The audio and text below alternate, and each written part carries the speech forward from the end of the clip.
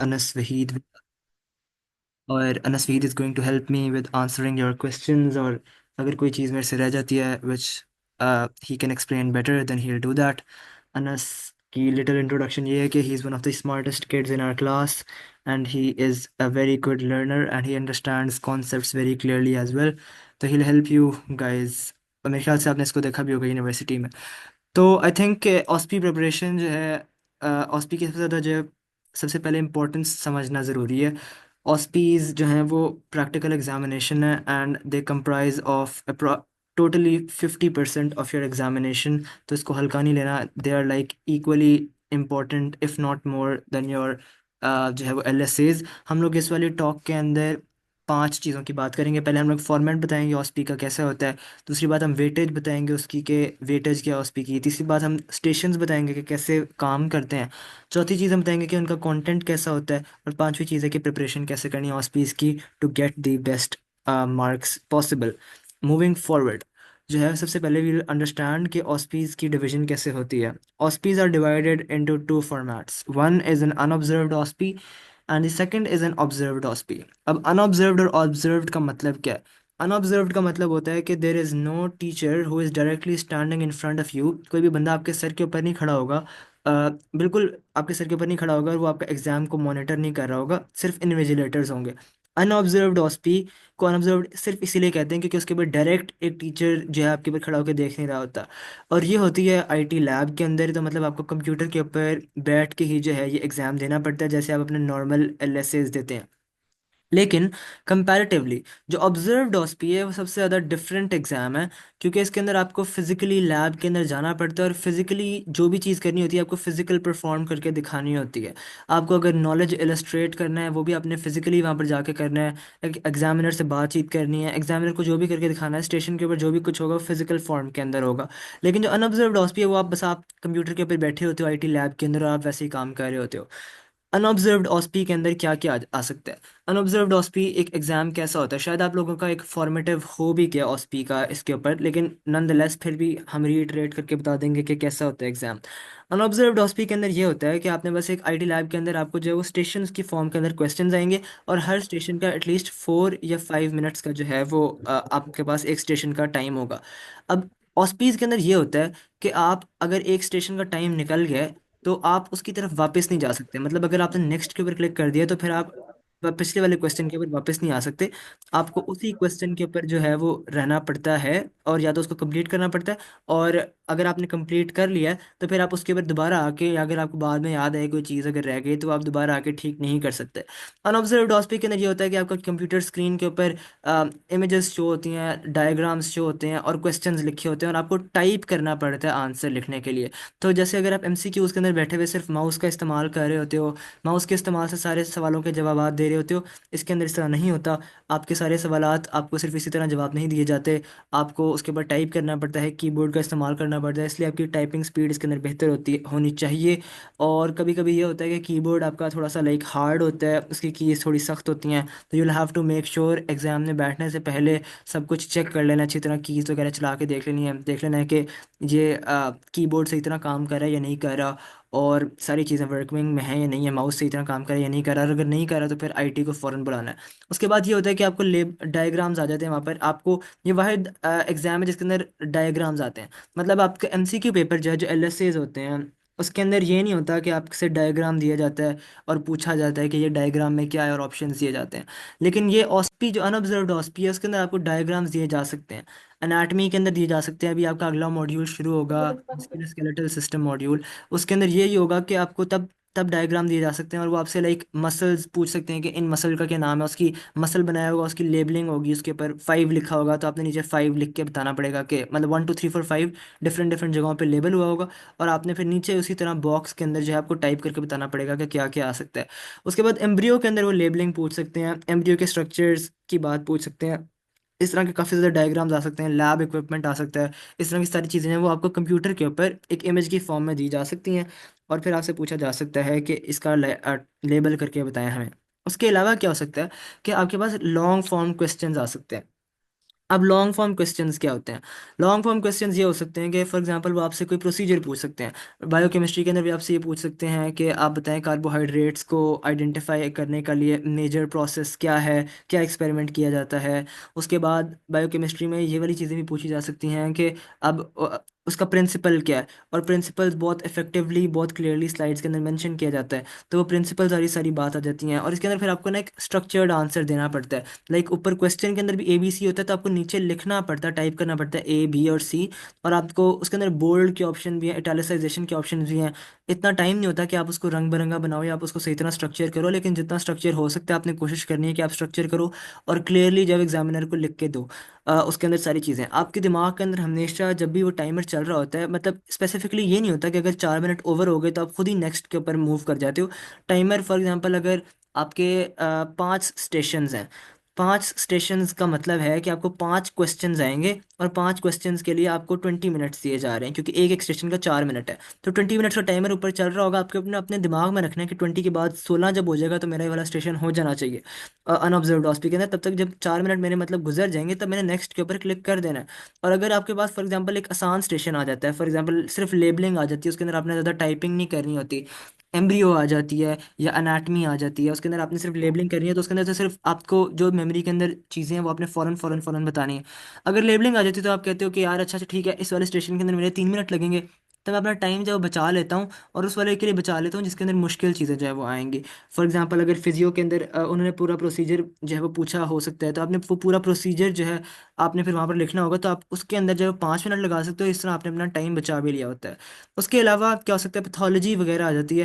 Pathology के अंदर भी अब मैं इमेजेस वगैरह की बात कर रहा था कि कैसे एक तो इमेजेस आती हैं अनऑब्जर्व्ड के अंदर, और दूसरी चीज़ आती है कि वो सिर्फ text based long form question देते हैं।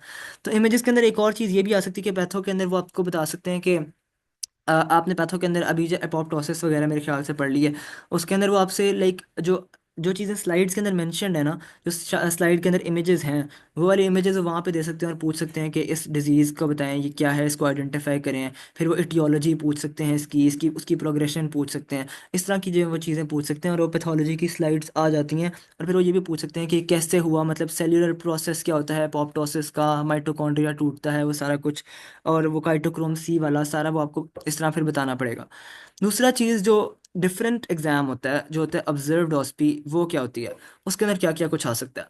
ऑब्जर्व्ड ऑस्पी के अंदर भी आपके पास लेबलिंग आ सकती है, लेकिन उसके अंदर आते हैं मॉडल्स। अब आप जब अपने लैब्स के अंदर जाते हैं, उसके अंदर आपने देखा होगा कि आपको कभी ना कभी भी प्लास्टिक मॉडल्स टीचर ने जो है ना वो दिखाए होंगे। एम्ब्रियो के अंदर भी प्लास्टिक मॉडल्स हैं, उसके अंदर एक फीमेल रिप्रोडक्टिव सिस्टम का भी मॉडल पड़ा हुआ है। तो अब आपको वो मॉडल जो है, जब आप ऑब्जर्व्ड हॉस्पी के लिए जाओगे, अब इसको ऑब्जर्व्ड इसलिए कहते हैं क्योंकि हमेशा एक स्टेशन के ऊपर एक टीचर मौजूद है और वो आपको देख रहा है कि आप जो भी कह रहे हो अपने एग्जाम के अंदर। इसके अंदर आपको कुछ भी लेके जाने की ज़रूरत नहीं है, सिर्फ एक पेन लेके जाना होता है, और आपको पेपर भी नहीं खुद लेके जाना होता, पेपर भी आपको वहाँ पर मिल जाता है। जैसे ही आपको पेपर मिलता है फ़ौरन उसके ऊपर सैप ID लिखते हो, अपना नाम लिखते हो और अपने स्टेशन का नंबर लिखते हो, स्टेशन 1 2 3 4 5 जो भी स्टेशन के ऊपर आप खड़े हुए हो। अभी हम बताते हैं कि एग्ज़ाम काम कैसे करते हैं, पहले बस हम लोग अभी स्ट्रक्चर जो है वो डिस्कस कर रहे हैं। मॉडल्स का काम इस तरह होता है कि आप मॉडल्स जो वहाँ पर पड़े होते हैं उनके ऊपर आपने लेबलिंग करनी होती है, उसके ऊपर मॉडल के ऊपर उन्होंने चिपकाए होंगे चीज़ें, फॉर एग्जांपल ABC छोटा छोटा उन्होंने लिख के लगाया होगा। या तो उन्होंने ABC लिख के लगाया होगा मार्कर से या किसी छोटे से पेपर के ऊपर, या वो ये भी कर सकते हैं कि वो लोग पिन्स जो हैं वो अटैच कर दें वहाँ पे। तो मतलब रेड कलर की, येलो कलर की, वाइट कलर की पिन वहाँ पर अटैच होगी मॉडल के ऊपर, और फिर आपको नीचे रेड वाइट येलो लिख के बताना होगा कि आप किस पार्ट का जो है वो लेबल करके बता रहे हो चीज़। एक चीज़ तो ये आ गई हमारे पास कि मॉडल्स आ जाते हैं जिनकी लेबलिंग्स आ जाती हैं। और दूसरी चीज़, जब आप बोन्स पढ़ना शुरू करोगे ना तो उसके लैंडमार्क्स आ जाएंगे। वो भी, वो MSK के लिए ज़्यादा ज़रूरी है, लेकिन आपको पता होना चाहिए। तीसरी चीज़ है कि वाइवा स्टाइल क्वेश्चंस आ सकते हैं। For example viva style question क्या होता है कि आपके पास एक टीचर जो है वो बैठा होगा आपके सामने, और बस वो एक ऑस्पी का स्टेशन है। अब द ऑस्पी का स्टेशन जो है वो बस वो एक टीचर है। वो आपसे पूछेगा कि बेटा मुझे आप कुछ भी अनाटमी का कोई प्रोसीजर होगा वो पूछ लेगा, बेटा ये बता दो। बायोकेमिस्ट्री का कोई प्रैक्टिकल होगा वो पूछेगा, बेटा इसकी क्लिनिकल एप्लीकेशन क्या है ये बता दो। अच्छा, इंपॉर्टेंट बात, अनऑब्जर्व्ड ऑस्पी के अंदर भी बायोकेमिस्ट्री के क्लिनिकल्स आ जाते हैं, तो मतलब वो जब वो पूछ नहीं यार, जगह जी को जब वो सारा कुछ पूछ लेते हैं, तो उसके बाद फिर वो बायोकेमिस्ट्री के क्लिनिकल्स को भी जो है ना वो प्रेफर कर लेते हैं, उसके अंदर से एक कोई ना कोई बात पूछ लेते हैं बायोकेमिस्ट्री के क्लिनिकल के अंदर से कि अब जैसे फॉर एग्जांपल आपने कोलेस्ट्रॉल मेटाबॉलिज्म पढ़ा है, मेरे ख्याल से कोलेस्ट्रॉल नहीं अभी तक पढ़ा, कार्बोहाइड्रेट्स वगैरह पढ़ लिए हैं। तो ये पूछ सकते हैं कि इसका एंड वाला डिजीज़ क्या है और नॉर्मल ग्लूकोज लेवल क्या होना चाहिए ब्लड के अंदर। तो ये मतलब एक क्लिनिकल टर्म है और क्लिनिकल एक वैल्यू है। तो वैल्यूज़ वगैरह अच्छी से याद करनी है जो भी हॉस्पी के लिए हैं, क्योंकि वन ऑब्जर्व्ड हॉस्पी के अंदर फ़ौरन आ जाती हैं। उसके अलावा मुझे अभी अनस ने बताया था कि डेमोन्स्ट्रेशन आ जाती है मूवमेंट्स की, जैसे आपको एबडक्शन एडक्शन वगैरह करवाई होगी, तो टीचर बैठा होगा वो कहेगा ये करके दिखा दो, और ये चीज़ें वो पूछ सकते हैं। वो आपसे फिजिकली भी जो है ना कोई काम करवा सकते हैं। उसके अलावा डीसीएच की क्या आएगी इंट्रोडक्शन। अब डीसीएच के अंदर आप लोगों का हमें पता चला कि डीसीएच थोड़ा सा डिफरेंट हो गया, लेकिन जो भी आप डीसीएच के अंदर पढ़ते हो वो सारी चीज़ें भी जो है वो आपकी ऑस्पीज के अंदर ही आती हैं, वो आपकी थ्योरी के अंदर कभी भी नहीं आती। तो वो सारी जो चीज़ें आप पढ़ते हो, मतलब अभी आप पढ़ोगे बच्चों की हाइट लेना कैसे लेनी है, बीपी कैसे मेजर करना है, ये सारी चीज़ें जो भी जो है ना, ये आपकी इनएविटेबली ये वाली जो सारी चीज़ें हैं ये आपकी डीसीएच के अंदर आएंगी। और डीसीएच की एक ऑस्पी होती है। कभी कभी ये होता है कि वो डीसीएच की ऑस्पी कंबाइन करके ले लेते हैं नॉर्मल ऑस्पीज के साथ। अभी तो आपकी सिर्फ फाउंडेशन मॉड्यूल की ऑस्पी होने लगी है ना, कभी कभी तो वो सिर्फ नॉर्मली कंबाइन करके ले लेते हैं डीसीएच की ऑस्पी। लेकिन कभी कभी वो डीसीएच की ऑस्पी अलहदा भी ले लेते हैं, तो सिर्फ एक डीसीएच की ऑस्पी का अलहदा जो है वो स्केड्यूल बन के आ जाता है, और उसकी एक अलहदा पूरा रोटेशन होती है उसकी। तो डीसीएच की ऑस्पी का मेरे ख्याल से हम बाद में बता देंगे। जो भी डीसीएच के अंदर प्रोसीजर्स होते हैं ना वो सारे आते हैं, हिस्ट्री टेकिंग वगैरह उसके अंदर टीचर बैठे होंगे, और डीसीएच के टीचर्स सारे बैठे होते हैं। हिस्ट्री टेकिंग है, उसके अलावा हाइट कैसे मेजर करनी है, ब्लड प्रेशर कैसे मेजर करना है, एक सब्जेक्ट बैठा होगा, और उस तरह की सारी चीज़ें जो हैं वहाँ पर आ सकती हैं। Moving forward, moving forward, apparatus जो है वो बहुत इंपॉर्टेंट है। जो भी अपरेटस आपने बायोकेमिस्ट्री के अंदर पढ़ा है, बीकर्स हैं, पिपेट्स हैं, उनकी लेबलिंग, उनकी आइडेंटिफिकेशन, ये ऑब्जर्व्ड हॉस्पी में आएगी। कोई टीचर बैठा होगा, सर मुजम्मिल बैठे हो सकते हैं, सर नदीम हो सकते हैं, और वो आपसे पूछेंगे कि बेटा ये पिपेट उठाओ, इसका क्या नाम है और इसको कैसे इस्तेमाल करते हैं, इसकी रेंज क्या है। अभी स्पेक्ट्रोफोटोमीटर मेरे ख्याल से शायद आप लोगों ने पढ़ा है इसके अंदर, कि ऑर्गन कीमोग्राफ पढ़ा होगा आपने फार्माकोलॉजी के अंदर। तो ये पूछ सकते हैं कि बताओ ड्रम कहाँ है इसके अंदर लॉन्ग आर्म कौन सा है, इसका शॉर्ट आर्म क्या है, इसकी सिग्निफिकेंस क्या है, क्यों जो है हम लोग इसके अंदर पानी जो है वो सॉल्ट सोल्यूशन इस तरह डालते हैं, इस तरह की सारी चीज़ें वो पूछ सकते हैं। उसके अलावा परफॉर्मेंस ऑफ टेस्ट पूछ सकते हैं। बायोकेमिस्ट्री के अंदर फाउंडेशन मॉड्यूल में बहुत सारे टेस्ट हैं। प्रोटीन्स टेस्ट है, प्रोटीन्स को कैसे आइडेंटिफाई करते हैं, कार्बोहाइड्रेट्स को कैसे आइडेंटिफाई करते हैं, और ये सारे टेस्ट जो हैं जो अंडर मोस्टली 4 मिनट्स हैं, वो टेस्ट आ सकते हैं। अब आपके लिए एक्सपेक्टेड चीज़ यही है कि वो जो इस तरह के टेस्ट आएंगे जो आसान होंगे या जो अंडर 4 मिनट होंगे। मतलब जो टेस्ट अंडर 4 मिनट्स हैं उसके अंदर मोस्टली आपको हीटिंग वगैरह वाले जो टेस्ट होते हैं ना, जैसे प्रोटीन के अंदर हीट कोआगुलेशन टेस्ट है। अब ये वाला टेस्ट जो है वो थोड़ा सा लंबा है, तो मोस्टली आपने ये एक्सपेक्ट करना है कि ये टेस्ट शायद ना आए, और मोस्टली वो टेस्ट आएगा जो आसान है। लेकिन कभी भी कोई चीज़ 100% नहीं बताई जा सकती, सिर्फ हम लोग एक एस्टिमेट करके बता सकते हैं कि क्या आ सकता है और क्या नहीं आ सकता। अब मसला ये है कि पिछले सालों में ये होता था कि जो भी पहले टेस्ट आता था, हमारे सीनियर्स हमें बताते थे कि ये टेस्ट आने हैं, और मोस्टली वही टेस्ट आ भी जाते थे। लेकिन इस साल वो लोग कह रहे हैं कि शायद प्रोसीजर थोड़ा चेंज हो रहा है, वो लोग थोड़ा सा ज़्यादा जो है वो सीरियस हो रहे हैं, सारी चीज़ को सीरियस ले रहे हैं, तो शायद चीज़ें डिफरेंट हो जाएं। तो just make sure you are well equipped with everything and you know everything which is going on. Pipettes और इंस्ट्रूमेंट्स का ये है कि अगर कोई ऐसी चीज़ है जो आपने पढ़ ली है, तो आपने मेक श्योर करना है कि आप गूगल के ऊपर भी सर्च कर लो, उसके पार्ट्स वगैरह आपको सारे पता हो अगर स्लाइड के अंदर कोई चीज़ दी हुई है, क्योंकि एक्सपेरिमेंट्स वगैरह और ये सारी चीज़ें जो आ सकती हैं। ऑब्जर्व्ड ऑस्पी में सिर्फ एक चीज़ का मसला ये होता है कि आपको फास्ट और अलर्ट होना पड़ता है। अगर आप थोड़ा सा स्लैक कर गए या आप थोड़ा सा इजी होके बैठ गए, तो हो सकता है कि पूरा स्टेशन जो है वो ज़ाया हो जाए और आपके 4 मिनट निकल जाएं। तो आपने मेक श्योर करना है कि you are always on your feet, you are thinking clearly. Exam से पहले कोई चॉकलेट हो सकती है, खाना खाना चाहो तो खा लो, लेकिन हमेशा अपने आपने ऑन द फीट रहना है, और जल्दी जल्दी चीज़ों का जवाब दे के जल्दी जल्दी आगे निकलना है। मूविंग फॉरवर्ड, इसकी वेटेज कितनी होती है। अब जो ऑस्पी का एग्ज़ाम है ना वो हमेशा इस तरह डिवाइड होगा कि हाफ जो है वो हमारे पास ऑब्जर्व्ड होगी और हाफ अनऑब्जर्व्ड होगी। लेकिन अब ऑस्पी के एग्ज़ाम की लाइक इम्पोर्टेंस क्या है। अब आपका जो एक मॉड्यूल होता है ना, जैसे फाउंडेशन मॉड्यूल आपने पढ़ा है, इसके अंदर मल्टीपल आपके जो है ना वो एलएसएज हुए हैं। आपके पास फिजियो का एलएसए हुआ, आपके पास एनाटॉमी का एलएसए हुआ, फार्मा का शायद हुआ है, बायोकेमिस्ट्री का एलएसए, कम्युनिटी मेडिसिन का एलएसए। अब ये मल्टीपल एलएसए हुए हैं।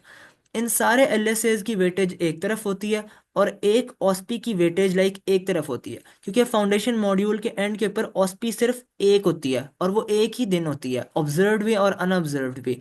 तो वो इंटायर मॉड्यूल के जो है वो ऑस्पीज होती है, और इसलिए उसके जो मार्क्स होते हैं वो रिलेटिवली ज़्यादा होते हैं। तो मतलब ऑस्पी में एक नंबर लेना इज अप्रोक्सीमेटली ट्वाइस और even more than that the marks you take in an LSA. तो मतलब अगर आपका ऑस्पी में एक नंबर आ गया, तो इंटरनल असेसमेंट के उसके वेटेज उसकी ज़्यादा है compare to the same number of marks you take in an LSA. इसीलिए ऑस्पीज को हमेशा सीरियसली लेना है और उसको कभी भी फेल नहीं करना, क्योंकि आपकी इन दी एंड आपका जो साल के बाद आपकी इंटरनल असेसमेंट है, ये एलएसएज और ऑस्पीज ये 10% बनाते हैं, और इस 10% का 5% जो है वो आपके ऑस्पीज बनाते हैं। लेकिन इस 5% के मॉड्यूल कितने हैं आपके? मॉड्यूल आपके हैं मोस्टली 3 या 4। मतलब सॉरी, मॉड्यूल आपके 2 पहले हैं, 3 बाद में, तो मतलब आपके 5 टोटल मॉड्यूल हैं, और 5% जो है वो आपका मतलब एक ऑस्पी बना रही है। तो इसका मतलब है कि एक एक ऑस्पी का जो एग्जाम है वो एक डायरेक्टली एक सिग्निफिकेंट परसेंटेज जो है वो आपकी एड अप करके फाइनल एग्जाम के अंदर डालता है। हालांकि एलएसए का इतना नहीं है।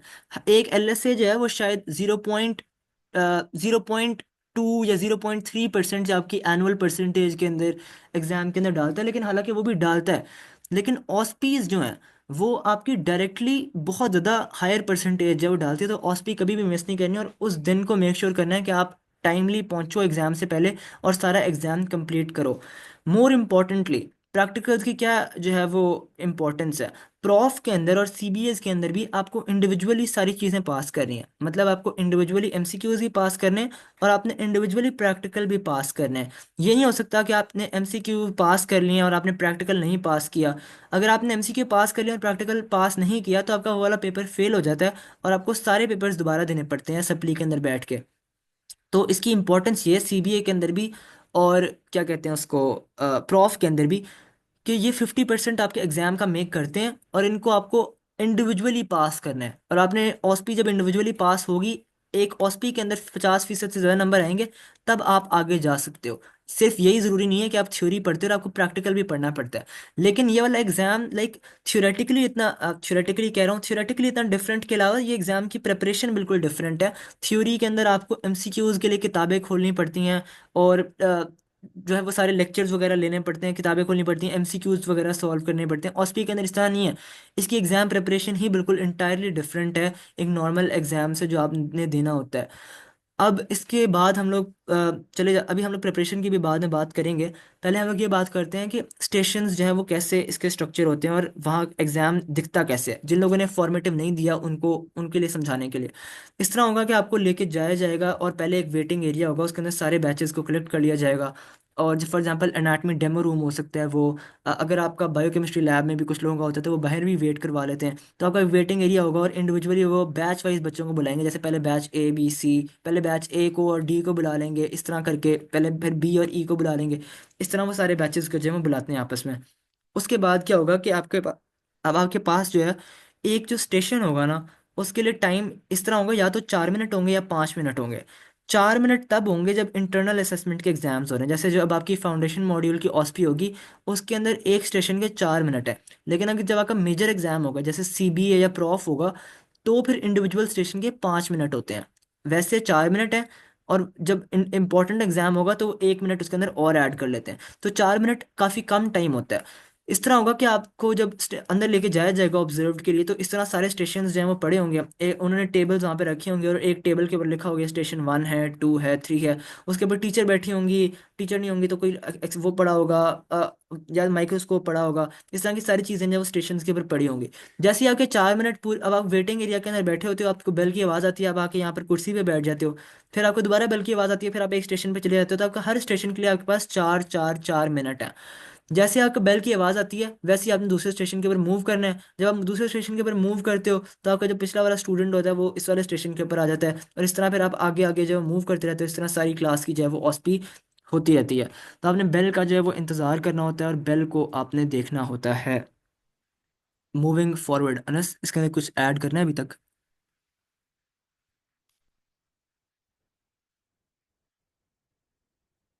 ओके, तो अनऑब्जर्व्ड के अंदर एक चीज़ ऐड करनी है कि फिजियो के जिनसे आपके प्रोसीजर्स अभी मुझे नहीं पता पढ़ाए हैं कि नहीं पढ़ाए कोई प्रैक्टिकल्स के।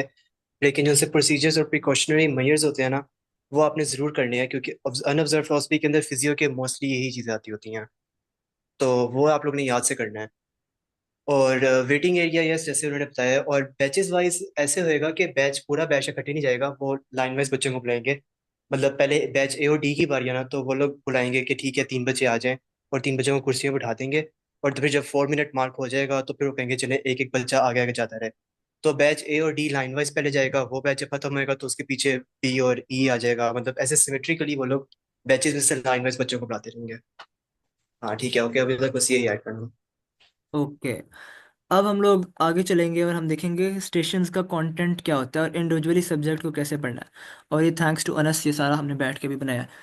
अच्छा, अनाटमी कैसे पढ़नी है? अनाटमी के अंदर आपके पास कुछ चीज़ें आ जाती हैं, जैसे मॉडल्स आ जाएंगे आपके पास, स्पेसिफिकली एम्ब्रियो के मॉडल्स आ सकते हैं। और अब आप जब एमएसके के अंदर ज़्यादा ग्रोथ एनाटमी पढ़ोगे तो उसके ग्रोथ एनाटमी के सारे जो है वो मॉडल्स आएंगे।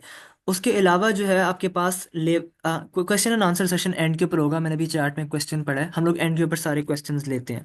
उसके बाद एनाटमी के अंदर लेबलिंग भी आ सकती है। कोई भी मॉडल है उसकी लेबलिंग आ जाएगी। डायग्राम, अनस बता रहा था कि पिछली बार जो है वो उन्होंने एक प्रिंट करवा के एम्ब्रियो का डायग्राम रखा हुआ था ऑब्जर्व्ड ऑस्पी में, हालांकि एम्ब्रियो मोस्टली अनऑब्जर्व्ड के अंदर आती है।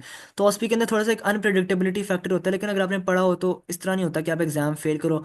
ऑस्पी एक बहुत आसान एग्जाम भी है। इसको वन ऑफ द मोस्ट मतलब इजी एग्जाम्स कहते हैं।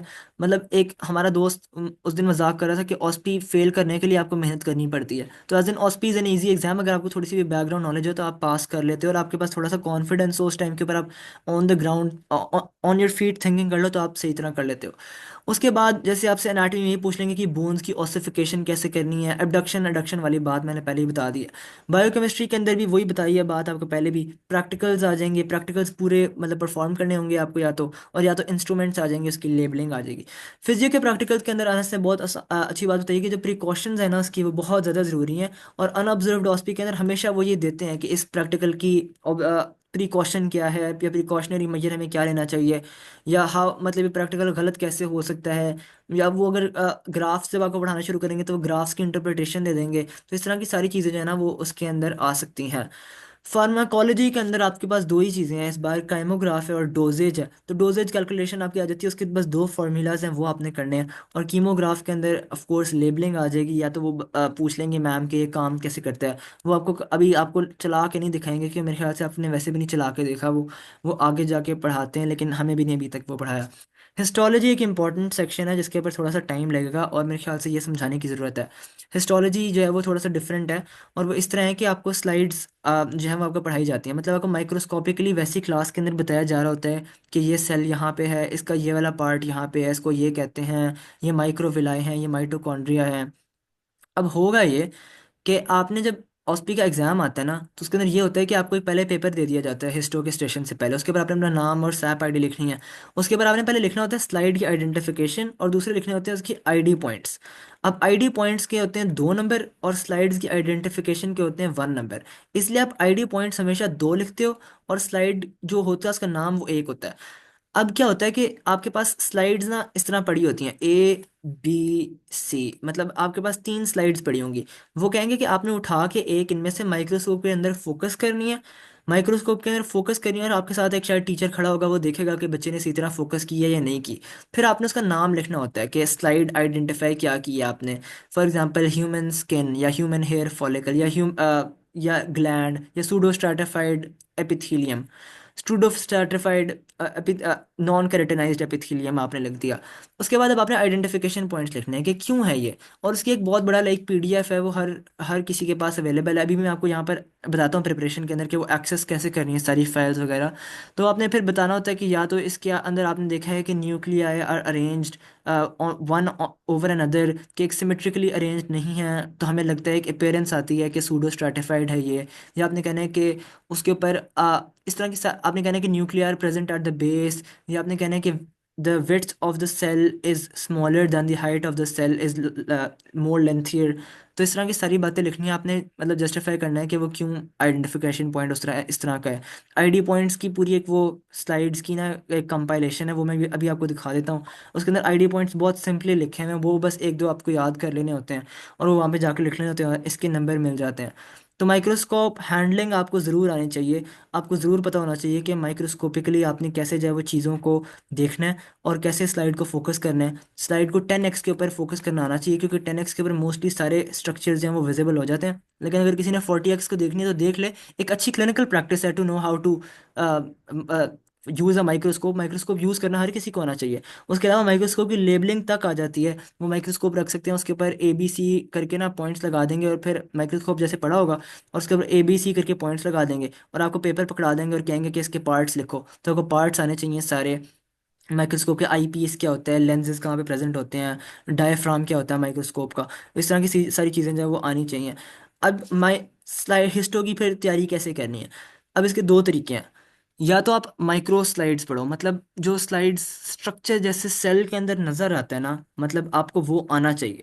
तो जो भी आपके सामने स्लाइड आए, आप जब उसको खोल के देखो, जब उसको जूम इन करो, तो आपको पता हो कि आप क्या देख रहे हो। आपको कोई चीज़ जो भी आप देख रहे हो वो आपको पता हो। मोस्टली ये होता है कि स्लाइड के अंदर कभी कभी ना आप ऊपर नहीं हो जाते हो। तो फॉर एग्जांपल, अब इसके अंदर मसला ये आता है कि अगर उन्होंने आपको एक स्किन की स्लाइड दी हुई है ना, अब उसके अंदर ग्लैंड्स भी हैं, उसके अंदर एपिथेलियम भी है। अब आपने माइक्रोस्कोप जब फोकस करके चला लिया है, तो आप हो सकता है कि आप उसके स्किन वाले एपिथेलियम वाले पार्ट के ऊपर प्रेजेंट हो, लेकिन अब एग्जामिनर आपसे पूछ रहा है कि ग्लैंड बताओ कौन सा यहाँ पे मौजूद। तो ये वाले जो है वो मसले आ जाते हैं। तो इसलिए आपको जब आप लैब्स ले रहे हो तो आपने बहुत ज़्यादा जो है वो गौर से एक एक स्लाइड को देखना है, क्योंकि वही स्लाइड आ जानी है। हमारे कॉलेज के पास, UCMD के पास एक लिमिटेड नंबर ऑफ स्लाइड्स हैं, और वो मैम आपको दिखा भी देंगे वो जो लिमिटेड नंबर ऑफ स्लाइड्स हैं। और वही स्लाइड्स आपकी फाउंडेशन मॉड्यूल की ऑस्पी, आपकी हर ऑस्पी के अंदर, आपके CBA के अंदर, आपके प्रॉफ के अंदर भी वही स्लाइड जो है वो यूज़ होगी। तो आपको स्लाइड्स का पता होना चाहिए कि यहाँ पर ये स्ट्रक्चर मौजूद है, यहाँ पर ये स्ट्रक्चर मौजूद है। उसके लिए आपको लैब के अंदर जो है वो बहुत ज़्यादा अटेंशन की ज़रूरत है। अगर आपने लैब कोई ना कोई मिस कर दिया तो आप कभी भी वापस जाके टीचर से कह सकते हो कि मुझे लैब जो है वो दोबारा करवा दे, और वो आपको स्लाइड्स निकाल के दे देते हैं, और आपको माइक्रोस्कोप की ओपन हैंडलिंग अलाउड है। लेकिन एक चीज़ होती है मैक्रो स्लाइड्स। अब दूसरी यूनिवर्सिटीज़ में नहीं होता, ये सिर्फ UCMD के अंदर होता है। शालामार मेडिकल कॉलेज इस तरह में नहीं होता। अब बच्चे ये करते हैं कि जो माइक्रोस्कोप होता है, मैं आपको बल्कि दिखा देता हूँ कि मैक्रो स्लाइड की जो हम लोगों ने मतलब बनाई हुई है कंपाइलेशन वगैरह जो हम बनाते हैं, उसके अंदर ये होता है कि बच्चे जो है वो माइक्रोस्कोप की स्लाइड को ऊपर से देख लेते हैं, और ऊपर से उसकी एक स्पेसिफिक शेप जो है वो बनी हुई नज़र आ रही होती है।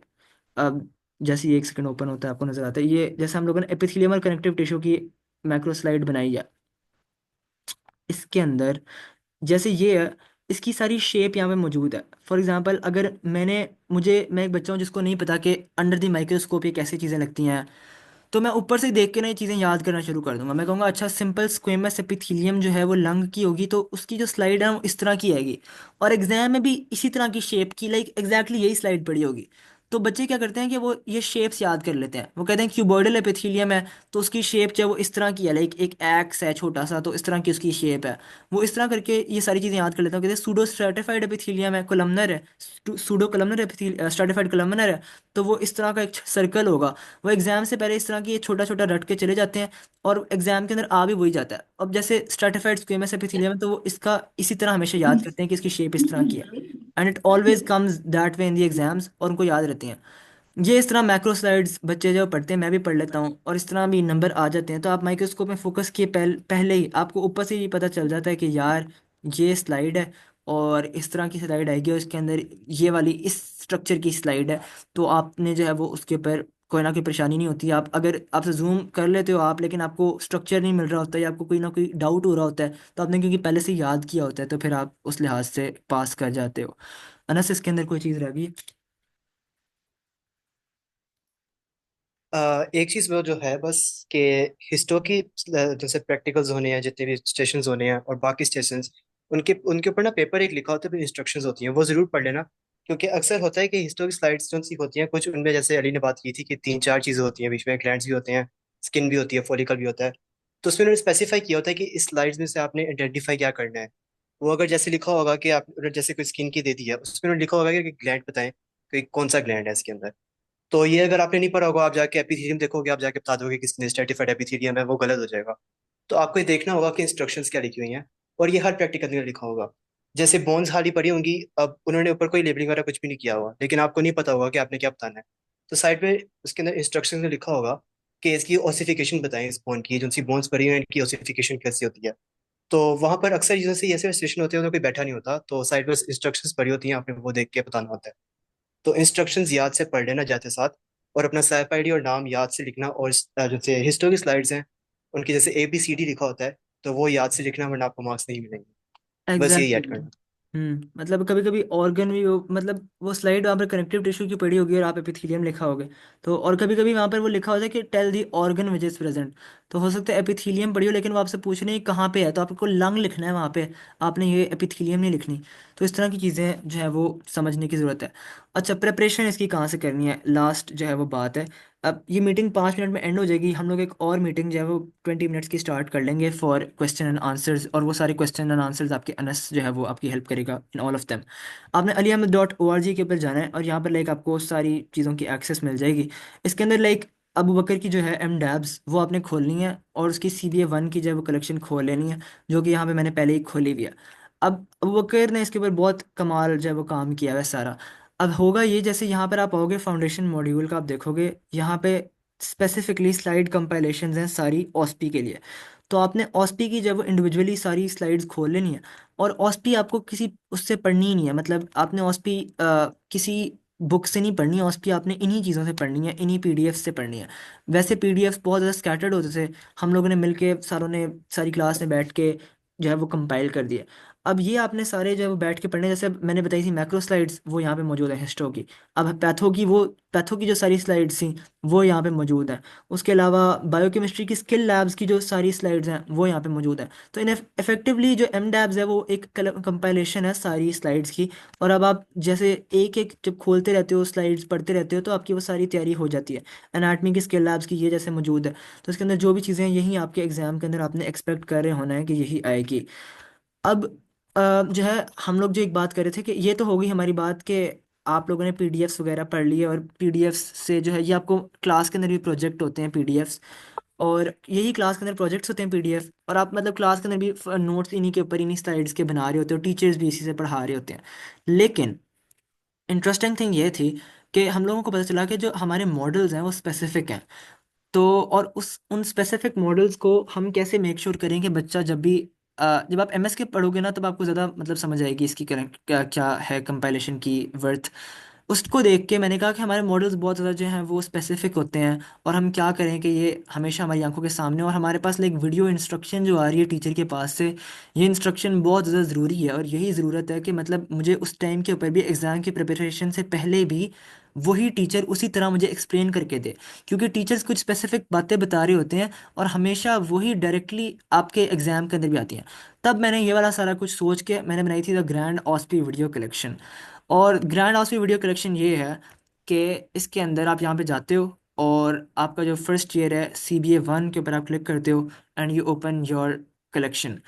अब होता ये है कि फाउंडेशन मॉड्यूल के अंदर हम लोगों ने जो भी मॉडल्स थे उनकी वीडियोस बना के यहाँ पे अपलोड की हुई हैं। तो एम्ब्रियो के अंदर जो भी मॉडल्स थे उन सब की यहाँ पे वीडियो अपलोडेड है। तो आपने जब प्रिपरेशन कर ली होगी और जब आपको कोई ना कोई चीज़ रिवाइज करनी होगी, तो आप यहाँ से डायरेक्टली हर वीडियो खोल के देख सकते हो। और तरीका ऑस्पी के प्रिपरेशन का यही है। इसी को कलेक्शन को इस्तेमाल करके मेरे CBA 1 के अंदर सबसे ज़्यादा हाईएस्ट मार्क्स आए थे ऑस्पी के अंदर, क्योंकि मैंने अपनी वीडियोस को जो भी मैंने बना के जो है वो की थी फॉलो, उनको रिलीजियसली पढ़ा था, और मेरे मार्क्स बहुत अच्छे आए थे इसी वजह से। आपने बस जाना है और यहाँ से प्लेलिस्ट के ऊपर से सारी वीडियोस जो है वो देखना शुरू करनी है, और आपको सारी चीज़ें जो है वो आसान हो जाएंगी। जैसे ऑर्गन कीमोग्राफ की बात है, इसके अंदर अब सारा कुछ डिफ्रेंसिएशन के साथ है, वीडियो एक्सप्लेनेशन अलग हैं, उसकी फ़ोटोज़ अलग हैं, और मटेरियल्स सारा कुछ यूट्यूब के ऊपर हम लोगों ने अपलोड किया हुआ है। और वो सारा कुछ सिर्फ इसी साइट से जो है वो एक्सेस हो सकता है। ये बच्चों ने वीडियोस डाली हुई हैं और उन्होंने वीडियोस बना के मुझे भेजी हैं, और मैंने इसके ऊपर जो है अपलोड कर दिए हैं। इसीलिए this isn't just my own compilation, इन सारे बच्चों का इसके अंदर बहुत ज़्यादा हाथ है। इन सब ने बैठ के ये सारी वीडियोस बनाई हैं, टीचर्स को रिकॉर्ड किया है, और फिर ये वीडियोस मुझे भेजी हैं इन हाई क्वालिटी। और फिर मैंने मेक श्योर किया है कि ये सारी वीडियोस जो हैं वो अपलोडेड रहें। ये कलेक्शन CBA 1 की भी है, CBA 2 की भी है, और जब सेकेंड ईयर की भी कलेक्शन बनना शुरू हो गई है। तो सारे जो भी लाइक स्किल लैब्स के अंदर जो भी मॉडल होता है, हम एक एक मॉडल को रिकॉर्ड करके अपलोड कर देते हैं हमेशा।